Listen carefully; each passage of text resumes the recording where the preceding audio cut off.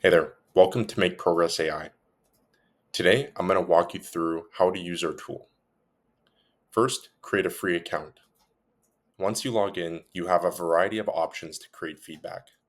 One of our more popular options is voice mode. Simply create a new student, and then you're going to press the microphone, and you're just going to give a high-level overview of the student and any specifications that you'd like to add. Dan did really well in my math class. I'm very pleased with his work ethic, and I'd like him to continue handing in assignments on time. And then within a few moments, you have instant feedback. You can also specify if you'd like this as a report card comment, formative feedback, or even a parent email. If you'd like something a little bit more in depth and extra personalized, you can use our form mode. Simply create a new student and answer some of the questions.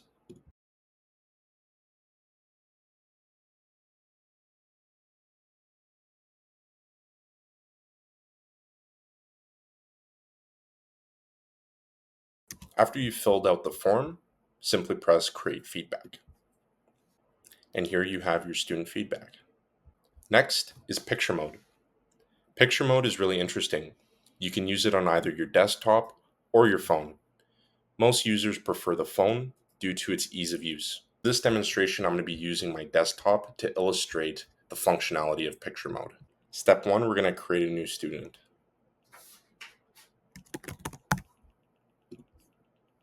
Step two, we're going to press start camera. And here I have an example. You simply show it, press this button. Here's where you can put additional considerations. So if you'd like to format it as a parent email, formative feedback, or a report card comment, you can do so here.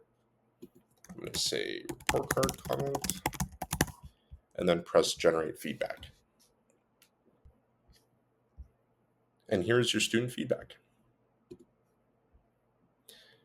Next, one of our new features is IEP plans. Again, same thing, we create a student.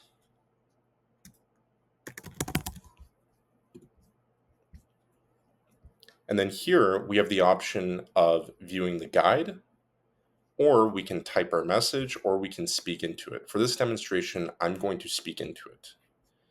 Lauren did really well this semester. She needs to work on her fine motor skills. After the transcription is present, press this arrow button. And here we have our IEP plan that we can copy and paste. Next, let's take a look at Student List. Student List saves all of your comments in one centralized location.